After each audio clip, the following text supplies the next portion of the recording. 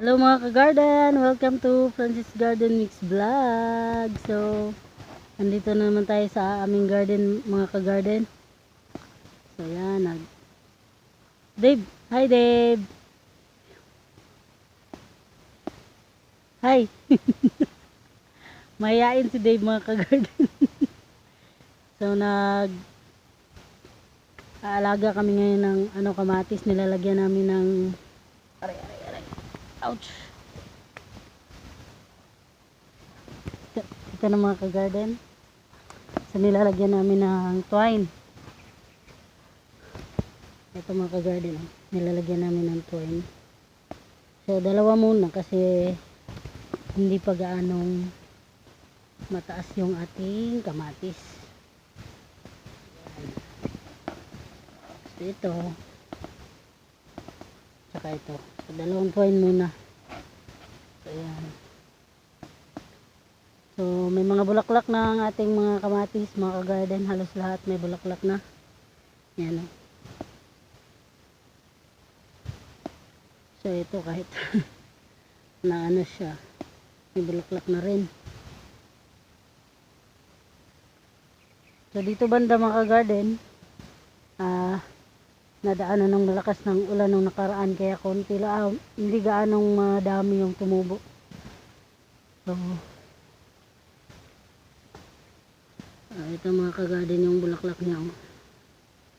Yan, nakasara na yan mga ka-garden kasi naka-bloom na yan.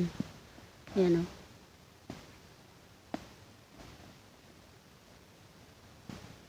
Ayan mga ka-garden. May mga part na hindi tumubo. Kasi nung nagtanim ako mga ka-garden, nadaanan ng malakas na ulan kaya naanod sa baha. Kasi hindi pa naka-forma to. Wala pang kanan nung pagtanim ko. Yan. Ito mga ka-garden o. Bulaklak na yan. So, dyan sa baba mga ka-garden, may mga tanim pa rin dyan na kahit may sitaw. So, kahit nalaman ko na huli na kasi mga ka-garden nung nalaman ko na hindi pala dapat ipagtabi yung sitaw sa kamatis kasi parehas sila ng mga insekto. Pag natamaan yung kamatis ay yung sitaw, matatamaan din yung kamatis kasi pare-parehas lang yung mga nila. Pero okay lang yan mga ka-garden pagka may bunga na yung ating kamatis. Obserbahan natin pagka kung sa tingin natin may makaka-apekto talaga, i-clearing na lang yung sitaw. So ito mga ka-garden yung bulaklak niya oh.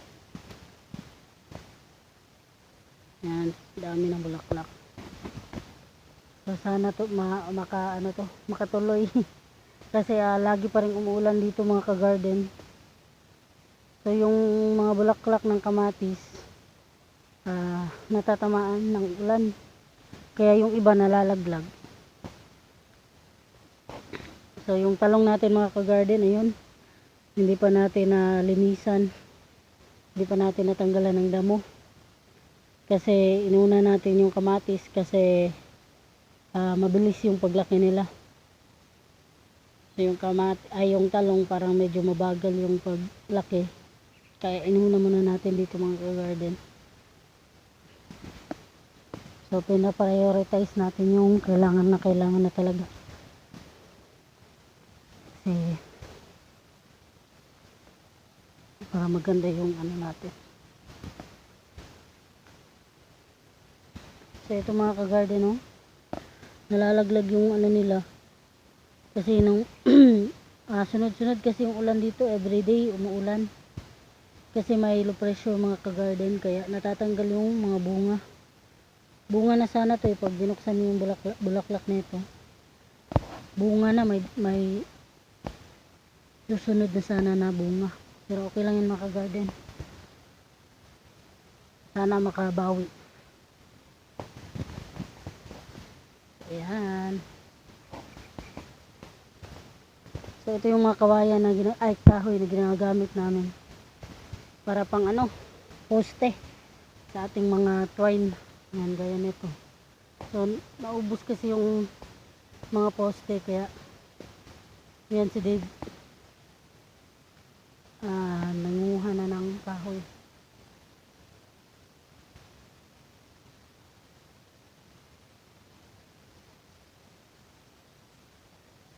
Napakalakas.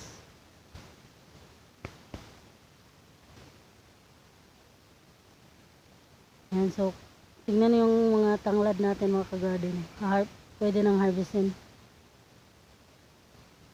So, yung sitaw natin nakapag-harvest na tayo dito. Mga 3 beses na.